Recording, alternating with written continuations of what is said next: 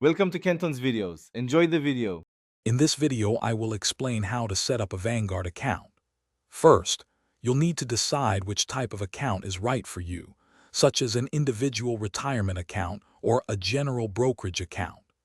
Next, gather your personal information, including your social security number and employer details if applicable. Finally, determine your initial investment amount, which is typically $3,000 for many Vanguard mutual funds. Once your account is open, the next step is funding your investment. You can easily link your bank account for electronic transfers, making it simple to move money. Another great option is setting up a direct deposit from your paycheck, which helps you invest consistently over time.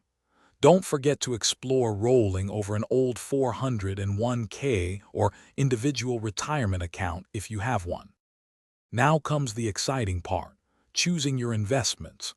Vanguard offers a wide range of low-cost index funds and exchange-traded funds, which are excellent for diversification.